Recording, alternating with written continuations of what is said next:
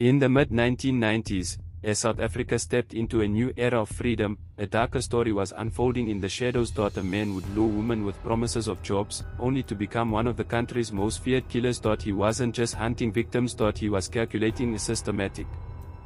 And he would later be known as the ABC Killer.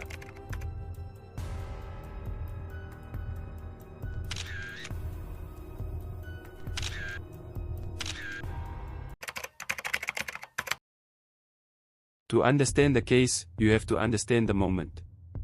The mid-1990s in South Africa were filled with uncertainty. Apartheid had just ended. Millions were searching for jobs, stability, and a fresh start. For many young women, especially in townships, opportunities were scarce.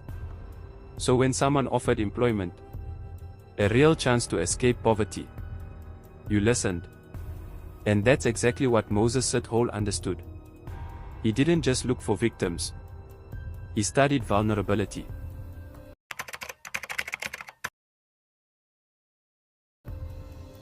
At first, the disappearances didn't seem connected. Different women, different places. But then the body started being discovered. And something unusual stood out. The locations: Atteridgeville, Boksburg, and Cleveland. B, C, C. It wasn't just geography. It was a pattern. A signature left behind by someone who wanted control. Someone methodical. Someone who was confident he wouldn't be caught. Communities began to panic. Parents warned their daughters. Rumors spread faster than facts. But still, the killings continued.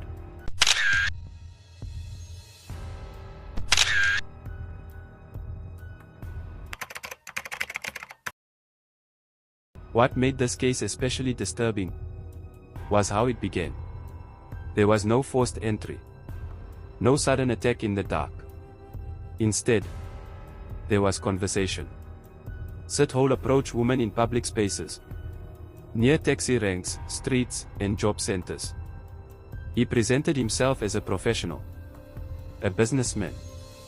He spoke calmly, confidently. He offered interviews, job placements, a future.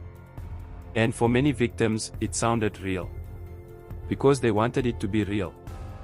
But that moment of hope was the trap.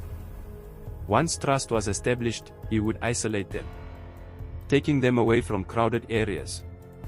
And that's where the situation turned from opportunity into something far more sinister. By the time authorities understood the full pattern, dozens of lives had already been destroyed.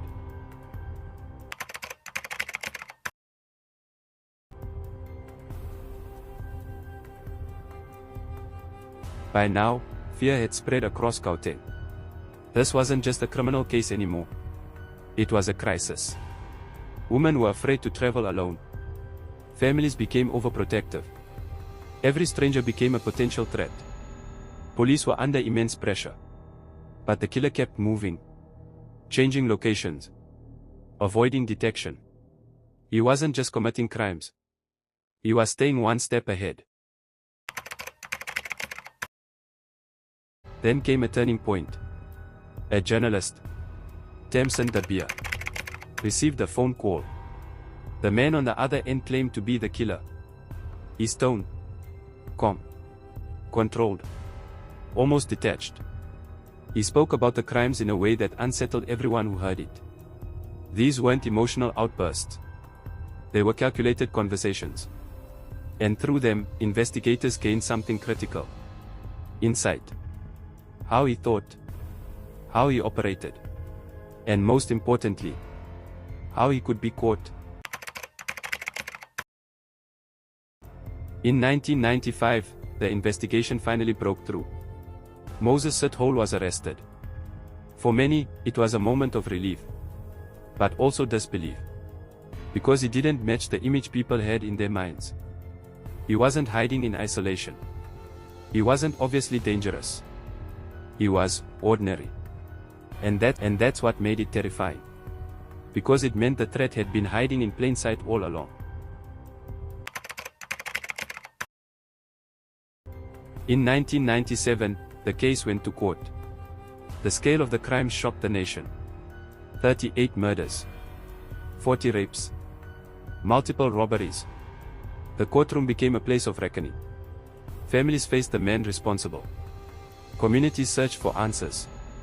And the justice system delivered its verdict. Guilty. The sentence. An effective 2,410 years in prison. A number so large. It symbolized something beyond punishment. A statement that crimes of this scale would never be forgotten. The story of the ABC killer is not just about one man. It's about a moment in history when hope and danger existed side by side. It's about how trust can be manipulated and how vulnerability can be exploited. But it's also about resilience. Communities that endured fear and a system that ultimately brought justice. Because even in the darkest cases, the truth has a way of catching up.